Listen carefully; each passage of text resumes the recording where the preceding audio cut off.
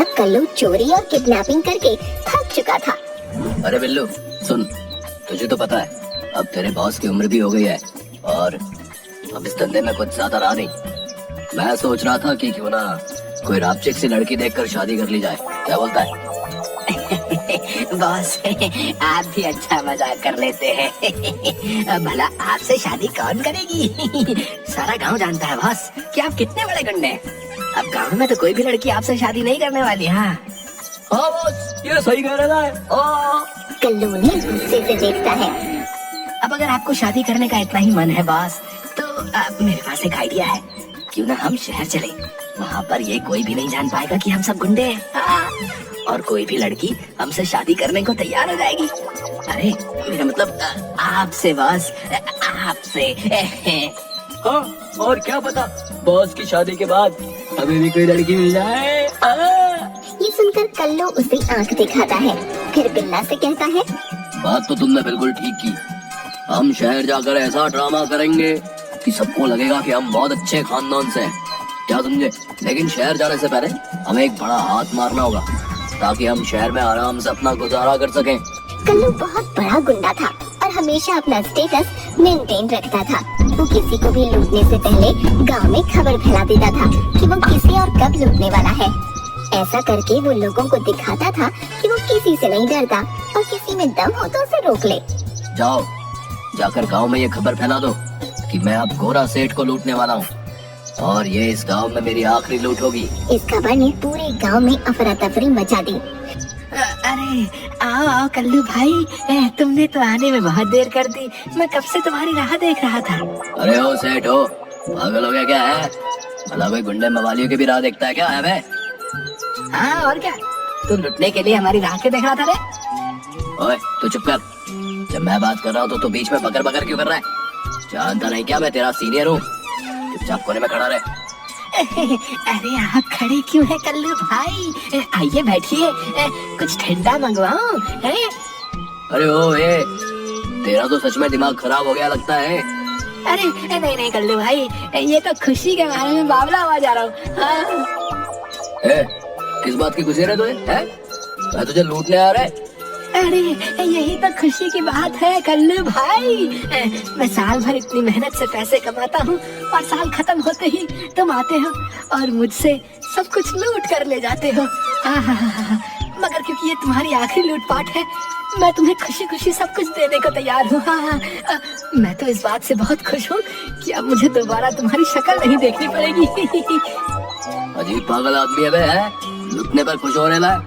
खैर ला, अपना सारा माल इधर कर। क्या? अगले ही दिन कल्लू अपने चारों चेलों को लेकर शहर चला जाता है। गांव वाले भी कल्लू के जाने की खबर सुनकर काफी खुश थे। कल्लू अगले दिन ट्रेन से चारों चेलों के साथ शहर पहुंचता है। अरे वाह बॉस, ये जगह तो एकदम फैंटास्टिक है। हाँ, यहाँ तो मजा ही मजा आएगा। चलिए हम पहले चलकर कोई रहने की जगह ढूंढते हैं बॉस। नहीं, उसकी कोई जरूरत नहीं है। तुम लोगों को शायद पता नहीं है, पर मेरा एक बचपन का खास दोस्त यहाँ रहता है। वो बस हमें लेने को आता ही होगा। तभी कल्लू के बचपन का दोस्त पिंकू उसे लेने स्टेशन पहुंचा। वो सब पिंकू के घर जाते हैं।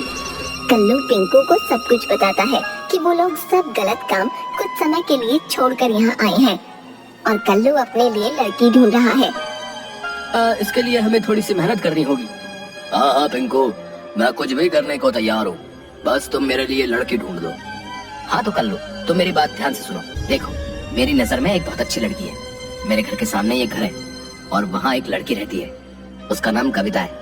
वो अकेले रहती है और वो एक टीचर है। पर दिक्कत यही है कि वो थोड़ा मॉडर्न टाइप की है और तुम ठहरे गुंडे। अब मेरे ख्याल से तुम्हें थोड़ी सी अंग्रेजी सीख लेनी चाहिए और खुद को पूरी तरह से चेंज कर लेना चाहिए, अपने कपड़े से लेकर अपने बालों तक। और तुम्हें उससे ये छुपाना होगा कि तुम गुंडे हो, समझे? बाकी तो सब ठीक है पिंकू, पर भला अपन को उससे ये काय को छुपाना होगा कि मैं एक गुंडा हूँ? क्या ये गलत नहीं होगा क्या है? अरे यार कल्लू, अगर तुम उसे जाकर ये कहोगे कि तुम गुंडे हो और गांव से आए हो, तब तो शायद वो तुमसे कभी शादी ही नहीं करेगी। समझ नहीं रहे हो तुम? एक बार तुम दोनों की शादी हो जाए, बस फिर उसे बता देना कि ये सब झूठ था, है कि नहीं? कल्लू को ये सब गलत तो लगता है, पर उसके चेलों और पिंकू के बार बार कहने पर वो मान जाता है। अगले दिन कल्लू के चेले उसे लेकर एक बार्बर के यहाँ जाते हैं और उसको नए कपड़े खरीद कर देते हैं। कल्लू अपने बाल मॉडर्न स्टाइल में कटा चुका था और उसने शर्ट पैंट पहन रखी थी। तब पिंकू, अरे वाह कल्लू, ये तो कमाल ही हो गया है। जैसा मैंने कहा था तुमने ठीक वैसा ही किया। अब लग रहा है ना तुम गांव के गोरे, अरे मेरा मतलब है कि शहर के गोरे। हाँ। अगले ही दिन पिंकू एक इंग्लिश ट्यूशन टीचर को घर बुला लेता है। चलो कल्लू बताओ, how are you? Me no when you okay. ये सुनकर वहाँ बैठे पिंकू और कल्लू के बाकी चेले जोर जोर से हंसने लगते हैं। वाह उस्ताद वाह, क्या अंग्रेजी बोली आपने, वाह। इसको सुनकर तो अंग्रेज भी शर्मा जाएंगे। हाँ। अरे उस्ताद, जरा हमें भी सिखा दो अपने जैसी थोड़ी सी अंग्रेजी। कल्लू को बहुत गुस्सा आता है और वो हवा में फायरिंग कर देता है। ट्यूशन टीचर तो गोली की आवाज सुनते ही बेहोश हो जाता है। अरे कल्लू ये क्या किया? अब तुम्हें कौन अंग्रेजी सिखाएगा? टीचर तो बेहोश हो गया। हो गया तो हो जाए बेहोश, अभी मरा तो नहीं है ना। ये सब मेरा मजाक उड़ा रहे हैं, कल्लू का मजाक।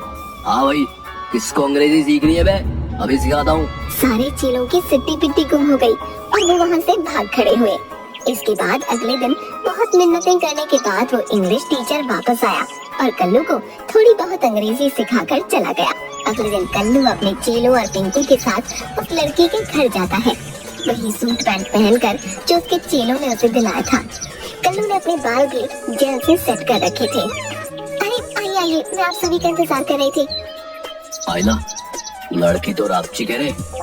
पिंकू, अब तो लगता है अपन दूल्हा बन जाएंगे। हाँ ठीक है, चलो अंदर चलो, सब लोग बैठ जाओ। कल्लू और उसके चेले सोफे पर बैठ जाते हैं। सभी चेले टेबल पर रखी मिठाइयों को देखते ही उनकी तरफ हाथ लपका देते हैं और तभी कल्लू उनके हाथ पर गुस्से से मारता है। अरे अरे बॉस, हमें तो खाने दीजिए कम से कम। अरे थोड़ी देर सब्र कर बे, कम से कम बात तो पक्की होने दे, बाद में खा लेना जो भी खाना है। तभी बिल्लू की नजर वहाँ रखे फोटो फ्रेम पर पड़ती है, जिसे देखकर उसकी चीख निकल जाती है।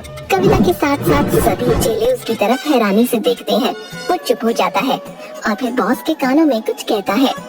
अरे बॉस, जरा सामने लगे फोटो फ्रेम को तो देखो। उस फोटो फ्रेम को देखकर कल्लू की तो मानो पैरों तले जमीन ही खिसक जाती है और वो उछलकर खड़ा हो जाता है। अरे आपको क्या हुआ? आप ऐसे क्यों खड़े हो गए? अब नोथिंग, मेरा मतलब कुछ भी तो नहीं। हमें लगता है हमें अब जाना चाहिए।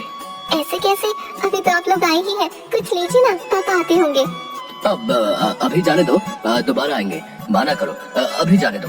अरे क्या दोस्त है, अभी तो लड़की के पापा को कॉल किया हूँ, बस वो किसी भी वक्त आने लाओगा। अबे ये क्या किया रे तू?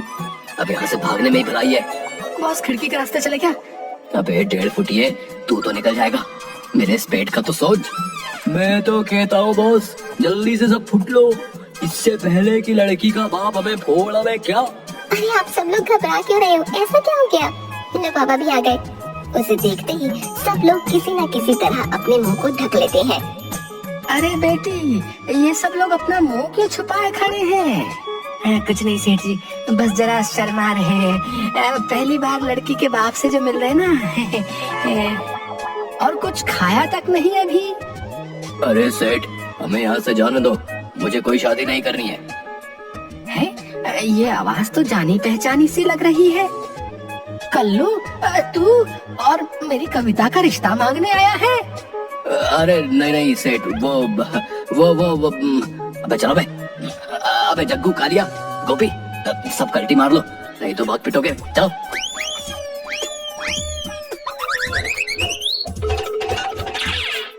अरे पकड़ो इन्हें, पकड़ो पकड़ो, गुंडे चोर लफंगे कहीं के। सब लोग भागकर सड़क किनारे पहुंच जाते हैं। अरे बाप रे बाप, आज तो बाल बाल बचे। ए पिंकू, तू बिना सोचे समझे कहीं भी बात कर लेता है, मरवाएगा कभी हमें। अरे यार है तू मेरा, टेंशन नहीं लेगा। अभी मेरे पास एक और रिश्ता है तेरे लिए। एक और रिश्ता? नहीं नहीं।